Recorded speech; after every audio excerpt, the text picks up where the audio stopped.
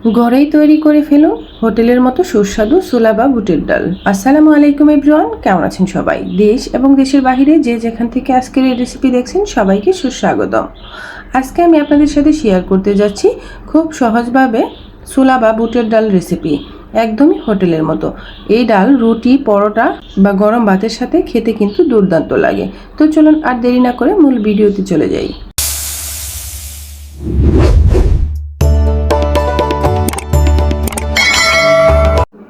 এখানে আমি 200 গ্রামের মতো বুটের ডাল নিয়েছি। ডালটা প্রথমে আমি 3-4 ঘন্টা ভিজিয়ে রেখেছিলাম, তারপরে এরকম নরম হয়ে গেছে। দেখুন কতটা নরম হয়েছে। অবশ্যই এই ডাল রান্নার ক্ষেত্রে কিন্তু ভিজিয়ে রাখতে হবে। এবার ভালো করে ধুয়ে পরিষ্কার করে আমি একটা কড়াইয়ে পানি দিয়ে এই ডালটাকে প্রথমে সিদ্ধ করে নিব। অ্যাড করে দিব সামান্য পরিমাণে লবণ আর সামান্য পরিমাণে হলুদের গুঁড়া। লবণ হলুদের গুঁড়া অ্যাড করলে খুব দ্রুত কিন্তু এটা সিদ্ধ হয়ে যাবে। আপনারা চাইলে খুব তাড়াতাড়ি সিদ্ধ করতে পারেন প্রেসার কুকারে। আমি নর্মাল হাঁড়িতেই কিন্তু এই ডালটা সিদ্ধ করে নিচ্ছি। দেখুন বলক দিয়ে আসছে। এটি সিদ্ধ করতে আমার 15 থেকে 16 মিনিট সময় লেগেছে। এর ফাঁকে আমি একটা মশলা তৈরি করে নিব। এখানে নিয়েছি কাঁচামরিচ, রসুন আর 2 টুকরো আদা। এগুলো পেস্ট করে নিব। আমি শিলপাটাতে পেস্ট করে নিচ্ছি। দেখুন পেস্ট করা হয়ে গেছে। এদিকে ডালটাও সিদ্ধ হয়ে গেছে। আমি ডালটা নামিয়ে নিয়েছি। আমি দেখিয়ে দিচ্ছি কতটা সিদ্ধ হয়েছে। দেখুন একদমই কিন্তু পুরোপুরিভাবেই সিদ্ধ হয়ে গেছে। এবার শুধু রান্না করব। রান্নার জন্য প্রথমে আমি একটা কড়াই বসিয়ে দিয়েছি। কড়াইটা গরম হলে অ্যাড করে দিব 3 টেবিল চামচ পরিমাণে রান্নার তেল। এখানে পুরন দেওয়ার জন্য নিয়েছি তেজপাতা, একটা শুকনো মরিচ, জিরে, 2টো এলাচ, 1 টুকরো দারুচিনি আর নিয়েছি 2 পিস লবঙ্গ। এটাকে একটু পুরন দিয়ে নিব। খুব বেশি বাছতে যাবেন না, তাহলে কিন্তু পুরনটা তিতা হয়ে যাবে, খেতে ভালো লাগবে না। এর পর্যায়ে আমি অ্যাড করে দিব 2টো পেঁয়াজ কুচি। পেঁয়াজটা একটু ভালো করে ভেজে নিব। একটু লাল লাল হয়ে আসলে এ পর্যায়ে আমি অ্যাড করে দিব যে বেটে রাখা মশলাটা আমি পেস্ট করে রেখেছিলাম, সেই মশলাটা অ্যাড করে দিচ্ছি। এই মশলাটা একটু তেল মশলার সাথে ভালো করে ভেজে নিতে হবে। অবশ্যই একটু ভালো করে ভেজে নিতে হবে, নাহলে কিন্তু কাঁচা কাঁচা যে একটা স্মেল থাকে সেটি রয়ে যাবে, খেতে ভালো লাগবে না। আমি 2 মিনিটের মতো মশলাটাকে তেলের সাথে ভেজে নিয়েছি। এবার একে একে আমি বাকি মশলাগুলো অ্যাড করে দিব। খুব অল্প অল্প করেন, সহজভাবেই কিন্তু আজকে রেসিপি শেয়ার করছি।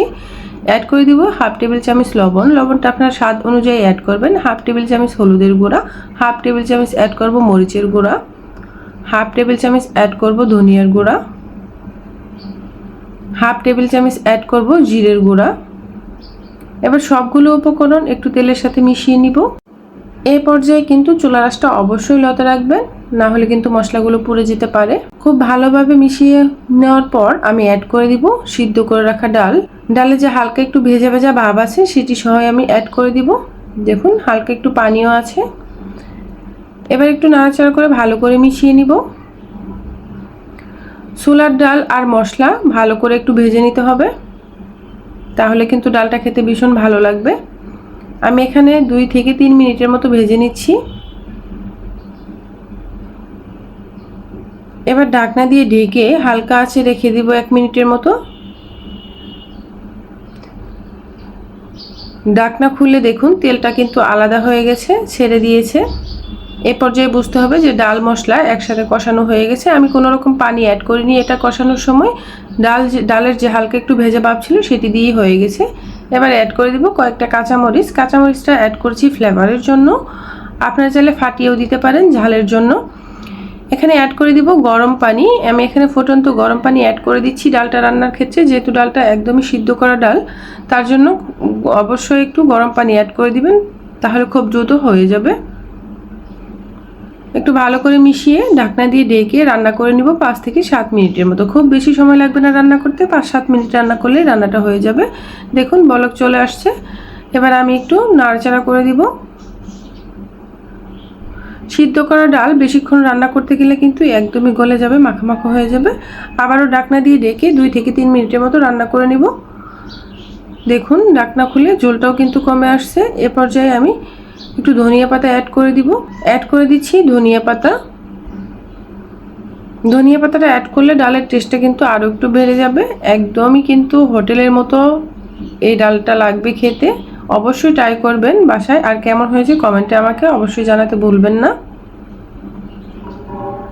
এ পর্যায়ে নামানোর আগে আগে আমি হাফ টেবিল চামচ জিরের ফাঁকি অ্যাড করে দিচ্ছি ভাজা জিরের গুঁড়া। একটু নাড়াচাড়া করে মিশিয়ে 1 মিনিট পর আমি এই ডালটাকে চুলা থেকে নামিয়ে নিব। দেখুন আমি একটা বাটিতে নামিয়ে নিচ্ছি। ডালটা কতটা সুন্দর লাগছে দেখতে, খেতেও কিন্তু ভীষণ টেস্টি একটি রেসিপি। অবশ্যই বাসায় ট্রাই করবেন। খুব নর্মালভাবেই ঘরে থাকা উপকরণ দিয়েই কিন্তু এই রেসিপিটি তৈরি করা যায়।